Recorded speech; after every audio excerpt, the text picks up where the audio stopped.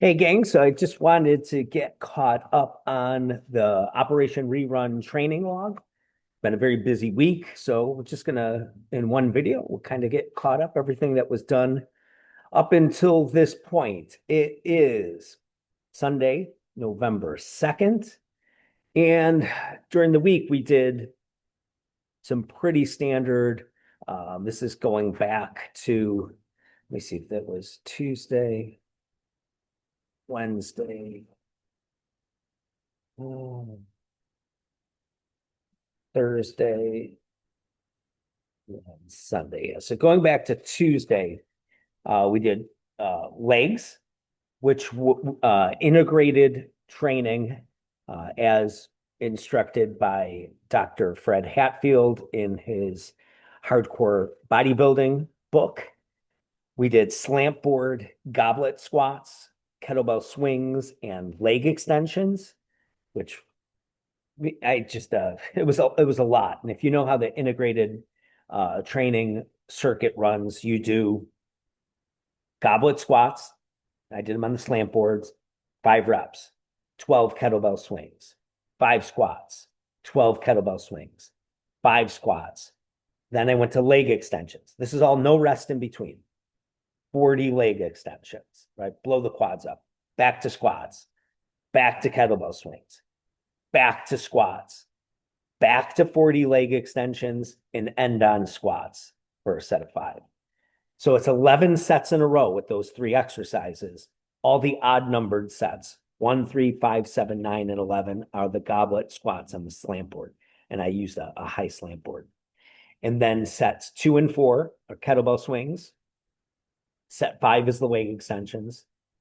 I'm sorry, set 6 is the leg extensions. Set 8, back to kettlebell swings. Set 10, back to leg extensions. So that's the pattern. It's 11 sets in a row.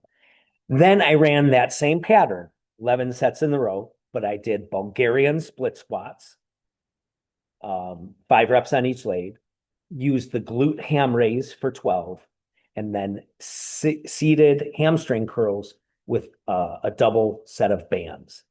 So my Bulgarian split squats were 5 reps on each leg, 12 glute ham raises, 40 banded hamstring curls, and ran the same pattern.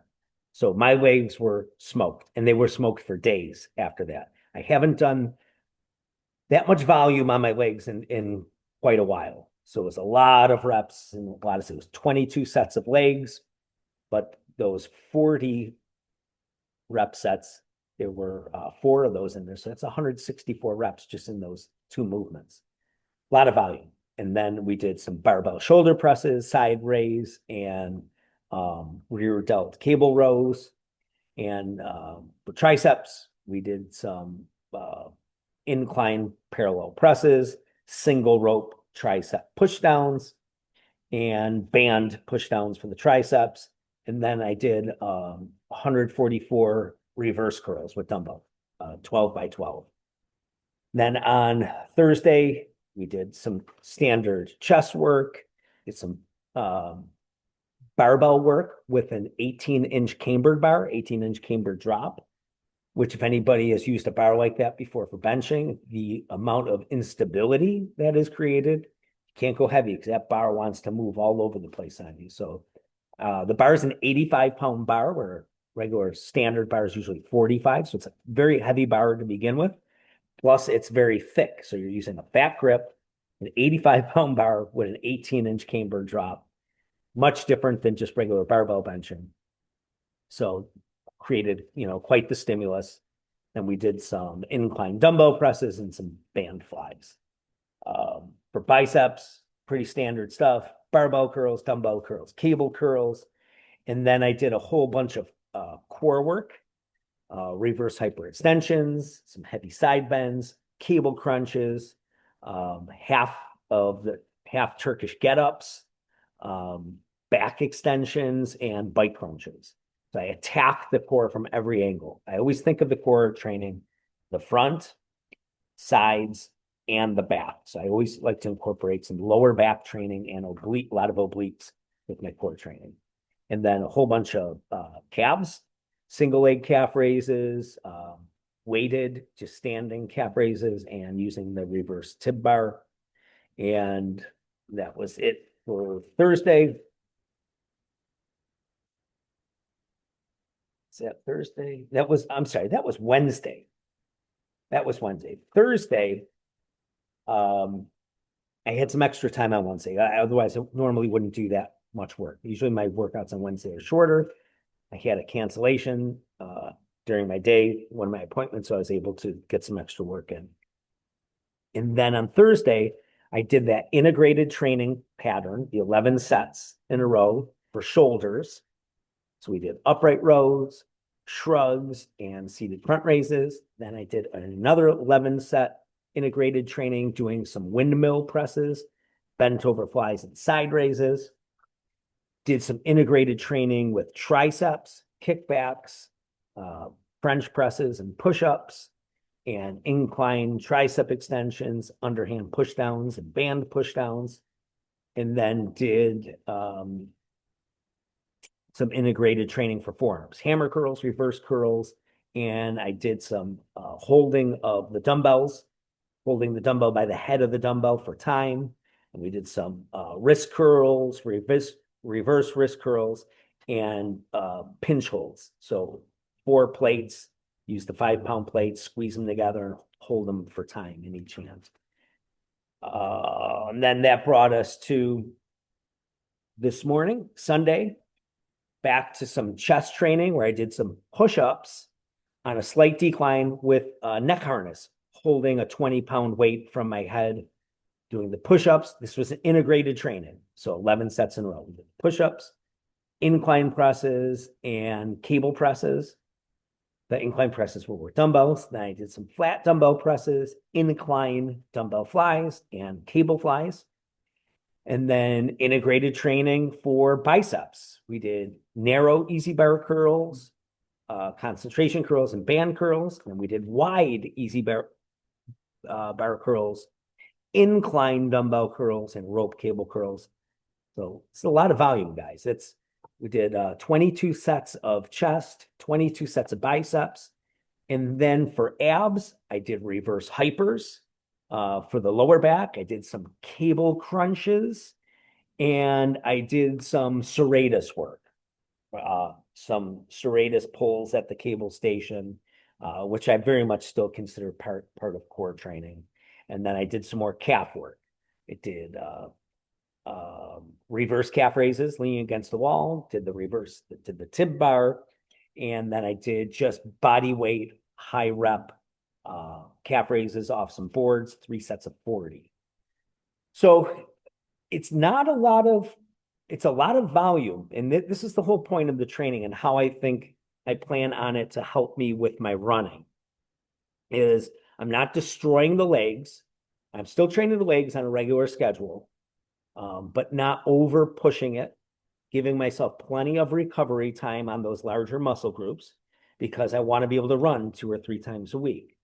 But I'm really pushing the volume on my upper body work. And when it comes time to do the legs, the volumes when I do train them, they're at a high level as well.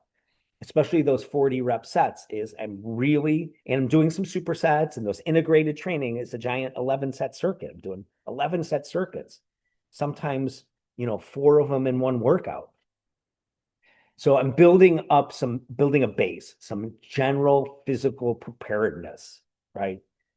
Having the ability to go, building up that motor, building up some muscle endurance while still creating a state for some hypertrophy and maintaining strength. I don't expect to get strength gains that will necessarily translate over to like powerlifting. My best case scenario is to I know I'm going to have to take a step backwards when I go back to that, but it shouldn't take me long. It should take me like 4 weeks to get back to like in the groove of things, but maintain and hold the line and get strong in those weak positions. So when I do go back to some more barbell work and powerlifting work, that it shouldn't be too tough of a transition. Like I said, it should take me about 4 weeks to fall back into the groove. That's the hope of these. And again, just building up that work capacity because these runs, which I'm going to be doing the first one on Thanksgiving morning, it's 5 miles.